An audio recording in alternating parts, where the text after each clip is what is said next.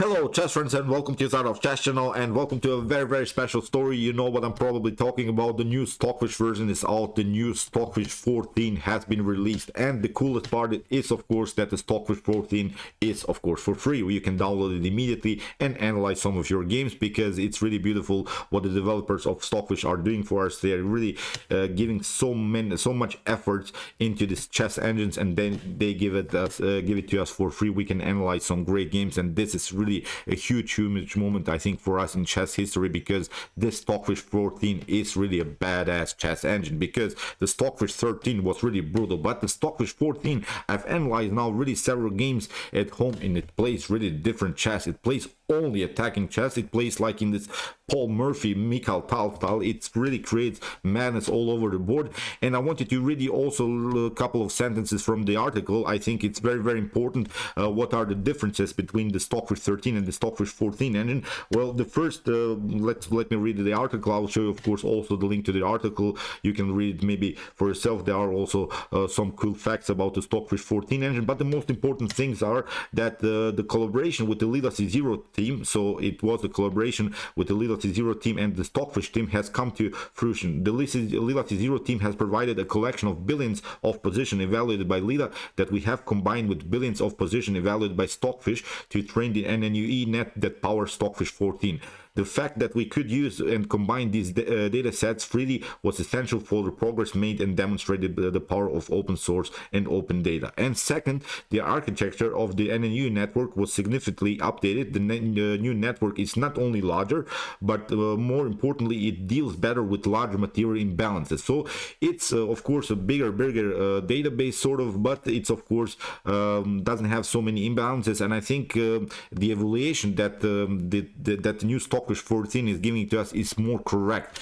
Sometimes you see also the Stockfish 13 was a little bit dancing up and down, and I think we'll have a more stable now chess engine, and I think in the continuation of the game we'll see simply beautiful chess. I don't get so many things that give me goosebumps now these days. There are several things, music, maybe movies, and some things that I do at home, but we're not going to talk about that. But really the fact that the Stockfish 14 engine is now out gave me really some goosebumps, and I've prepared here really a sick chess game played by Stockfish 14 against Komodo. It's not the best of this Komodo Dragon engine, this NNUE Komodo version, but it's also a strong engine, and they played the so-called fried liver attack. And the fried liver attack is basically an opening from the Romantic era in chess. Paul Murphy used to play it. It was, I think, one of the most aggressive methods in the Italian game, and here Stockfish 14 will play a simple immortal fried liver attack. So be prepared, put your seatbelts on. This is really a perfect chess game. So let's check out now the game. Here Stockfish opens with the move e4. Komodo plays the move e5. Knight to f3. We have knight to c6, bishop to c4, and now after move knight to f6 we have now the move knight to g5. We have the knight attack, and now after move d5, e takes d5, knight to d5, and after knight to f7 we have the fried liver attack. And it's really such a sharp opening. Of course it's already sort of an imbalanced game because we're giving up here a piece already in an early stage of the game, but in order to activate our pieces and decoy the king towards the center. Of course the king doesn't like to be in the center of the board. The king has to be secured, but now in this particular line, if you want to stay with your piece on the board, then you have to go with your king towards the center. That's, I think, the most beautiful element of the fried liver attack. So here after move king to f7 we have now queen to f3, which comes of course with a double attack, with the check, and also with attack against the knight here on d5. So that's why you have to play king to e6. And what to do now from white's perspective, we're keeping the pressure around the square d5, so that's why you have to be active. Now if you only play one passive move here from white's perspective, then it's game over. It's something that you have to resign. If black defends this position, then it's simply game over. So that's why it's sometimes also not to recommend to play this opening immediately. If you're not maybe such a great tactician, if you don't want to calculate so many things, you should maybe try some different openings. But this is so far really aggressive method. Here after move queen to e6, of course we're continuing the pressure with the move knight to c3. So here knight to b4. So you see black is trying desperately here to defend this position. Now castling, securing the king. Here after move c6, you see black built simply this powerful blockade around the square d5, tries really to keep the position around the square d5 compact. And now what you do, of course, we have to open the position further with the move d4. So if you try here a3 to kick away the knight, to kick away one of these defenders from the square d5, it's not so good. This move knight to c2 comes with the tempo, and now if you move, then you get knight to d4, and as I said, it simply game over. So you don't have time to play here such moves as a3. You don't have time to play passive moves, so that's why d4 is much more aggressive. It opens the position, because if now knight to c2 happens, then you get d takes e5, and now if you want to take the rook, it's not about the rook activity anymore, it's about the endangered king on e6. So now you get the rook to d1. You see, although you have taken a rook, but this rook didn't matter in the continuation of the game. Now the d file attack is simply too much here to handle for black. With the activity by the bishop, with the activity of the knight and the queen, black is simply tactically lost. You could maybe try here b5, knight to d5. Even if you take it, then you get something like knight to f4. You see the queen is hanging. You can maybe try here to play even king to e7, but now knight to g6 is a beautiful move. Of course, if you take h takes g6, then you get simply here bishop to g6, and you lose the queen. So here even if you try something like king to e8, then we simply take out the queen, and again white is simply winning. Now queen to c6 will follow, and it's game over. So really brilliant tactical preparations in an early stage of the game here. So after move d4, here queen to f6 was played, which is, I think, a pragmatic idea for black. Black wants to simplify the game, slow down the pace of the game, trading off the queens and going into a favorable endgame, where of course black has this extra piece. So after move queen to f6, here we have now queen to e2 by Stockfish 14. Of course, getting the queen where already the king is, first of all on the e file, but then again also protecting the weak c2 pawn. So in the continuation we have king to e7. So here Komodo tried to escape now with the king, tries to secure the king somewhere on the board. Of course, it gets also a little bit in front of the bishop. You cannot develop the dark square bishop, so now in the continuation of the game, so it is blocking out the bishop, but at least it's securing somehow the king a little bit better. So here d takes e5. You see, with the move d takes e5, okay, white took a pawn, but then you have locked also here a little bit the e file. Now the queen is not attacking anymore the king on e7, and basically the pawn on e5 is helping out black, because you cannot get attacked anymore by white's pieces on the e file. So that's why it's almost like black is defending himself with white's pawn. Really brilliant stuff. So after move d takes e5, queen to g6, of course here this pawn is a little bit stuck here. Of course, it's as I said, protecting black's king. So here after move king to g6, we have now knight to e4. Here Stockfish 14 activates now pieces, and also is preparing some nasty ideas like bishop to g5. So here bishop to f5 played by Komodo. We have now f3, and now king to d7. And I've analyzed now several here problems. I've analyzed first of all this idea. If you play now bishop to e4, you get f takes e4, and now for instance if you want to move your knight to b6, the wild stuff here is that the queen gets trapped with bishop to f7. So you see the queen doesn't have any squares now. The queen is simply trapped.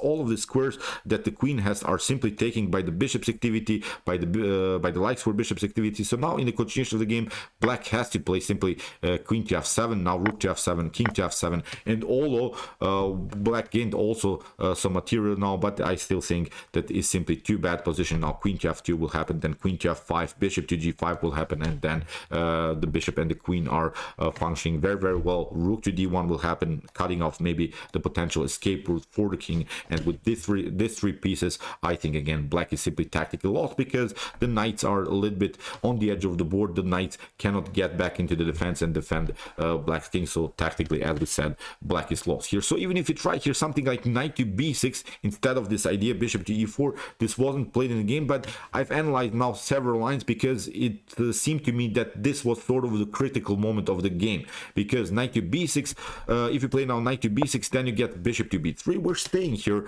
a little bit longer with the bishop. We have said the main tactic is again after bishop to e4, f takes e4, and then rook to f7 or bishop to f7, trapping the queen. So you could maybe try now, as we said here, the same idea. You could even try to escape with the queen to e8, but again rook to d1 is happening in the really wild stuff. Even if you try maybe here to compete with the rook on d8, then you get simply here bishop to g5. You see the activity of both of these pieces, of the queen, of the bishop here on these two diagonals is simply again too much to handle here for black. So you could maybe try here, instead of this move rook to d8, you could maybe try g6 to maybe develop your dark square bishop to get at least one new piece into the game. But again, you get simply this idea, bishop to g5, and it's even a checkmate. So these are the simple threats that white has prepared here. So as I said, bishop to e4 is not working, knight to b6 is not working. So even if you try pardon me here, if you try here after f takes e4, if you try to get maybe the rook into the game by sacrificing back the piece here, if you don't want to retreat with the knight, then again it's not so better, because you get simply c3, one of these knights has to move now. And now after f takes e takes d5, we have c takes d5, we can now play bishop to d3, the queen has to again move, maybe queen to b6, but now bishop to e3. So the queen is a little bit misplaced now on the board. The queen gets simply kicked away by the bishop's activity. Maybe queen to c6 can be played, but again this idea bishop to g5. So this is the main tactical threat, this check by the bishop. So you can never activate this rook on the d file. If you don't activate the rook on the d file, then we have said that the activity of white's rook on the d file is tactically simply too much to handle here for black. So really wild stuff. So that were some possible continuations after move f3.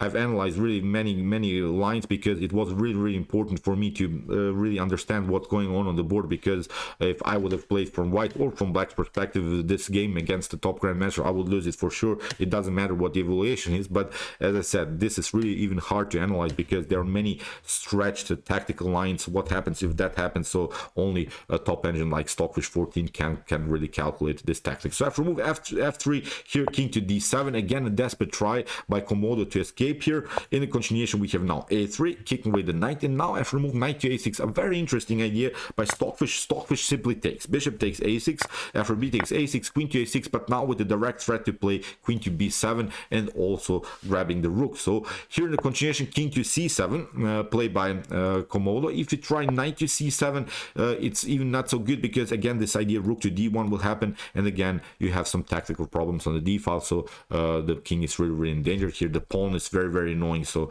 really wild stuff. So even if it tries here something like bishop to e4, again maybe to simplify the game by trading off more pieces, then as we said, after f takes e4, you can maybe try queen to e4, but then queen to b7 is happening, so it's simply game over. Even if you try here maybe knight to c7 instead of queen to e4, it's not even better. Again this idea will happen, rook to d1, you have to get back with your king somewhere. And now after queen to b7, you see maybe you can try here check, getting out with your bishop, but now after king to h1, you can maybe try again to activate a new piece, but now comes of course queen to c7, and it's simply game over. So really brilliant stuff here by these top engines. So it's really stretched again the tactics. So the tactics are really all over the board. It's really hard here for black to defend its position. The evaluation is here already a +1 for white. So as I said, after move queen to a6 here, king to c7 played by Komodo, we have now c4, kicking away the knight. We have bishop to e4,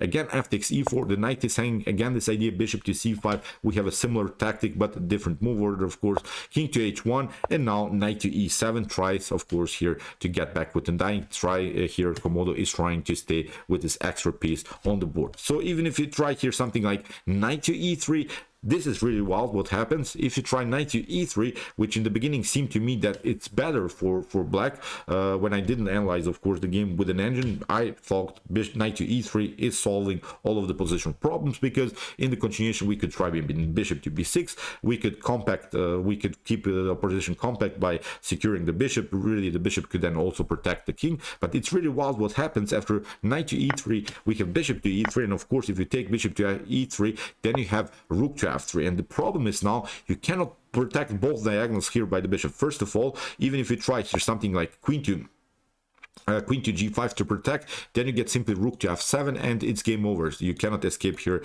on this square because this square is taken. So with rook to f7 here, it's game over simply for black. So here in the continuation, you could try maybe bishop to c5 here to maybe escape here with the bishop covering also here some files, some diagonals here by the bishop.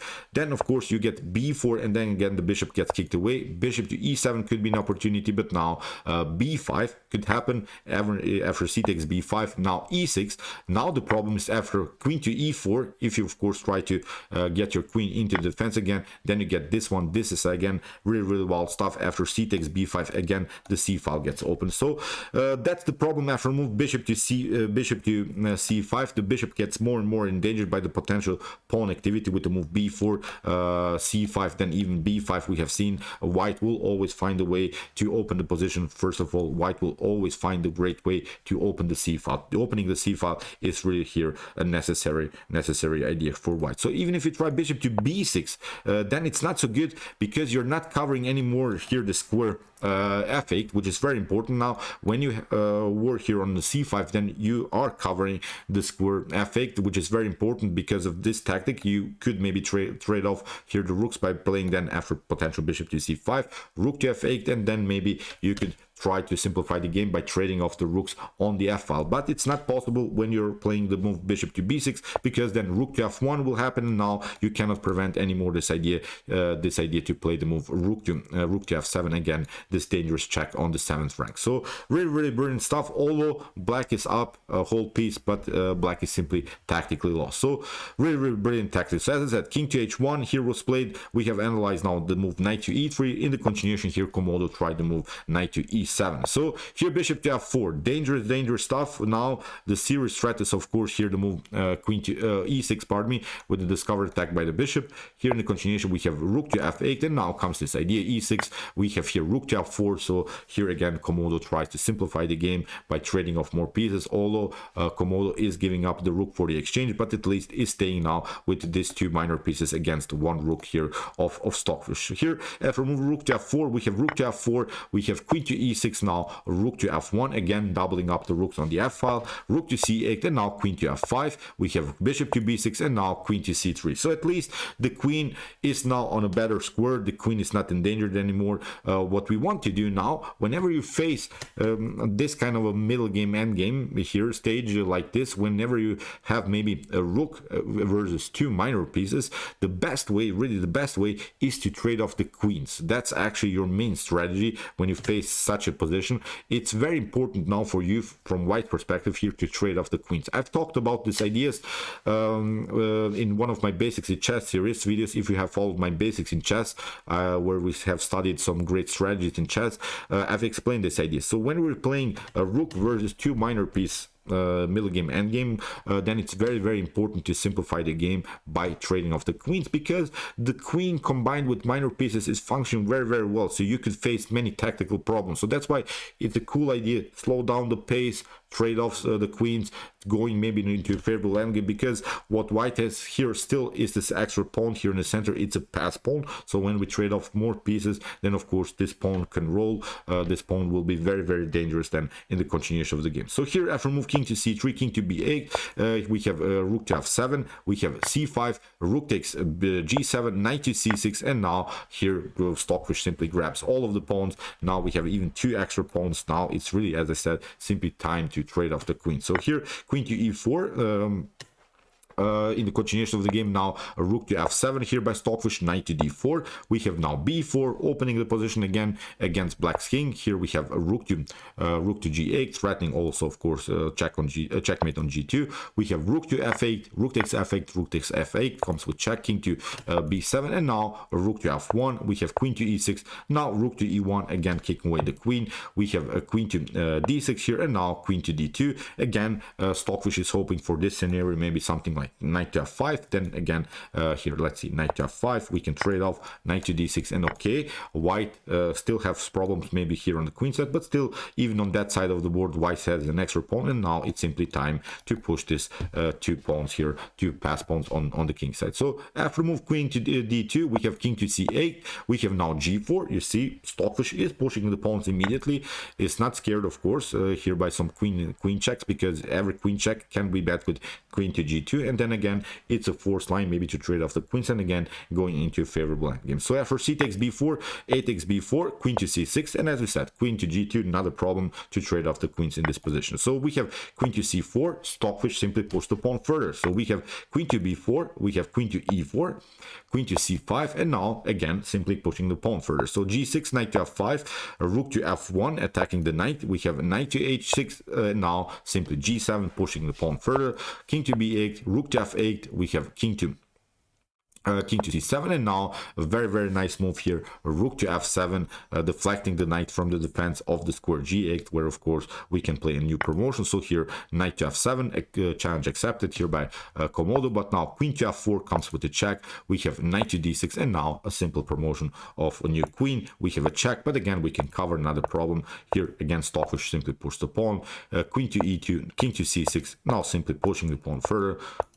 Here a check, but again we can escape. Bishop to c5, h6, again pushing the pawn further. The queen gets in the defense here, queen to g3, king to h1, now king to g4, queen to d1. Okay, you can play some checks, you will have a little bit your fun, but you can never do some perpetuals, because the queens are of course also not only good attacking pieces but also good defensive pieces in front of white king. So we have queen to b3, which forces now trades of queens. Queen takes b3, queen takes b3, and now after king to f3, here king to e4, the king gets centralized. Now of course the only thing what we need to do is simply to push the pawn, king to b7, queen to g2, and after king to c7, in this position Komodo resigned. So brilliant game. You see, we have really the romantic era by Stockfish 14. We have the fried liver attack. I'm really glad that Stockfish pulled off this attacking game. It's really beautiful chess game with some beautiful tactical elements, and I think in the continuation of our series, the best chess games played by engines, we'll see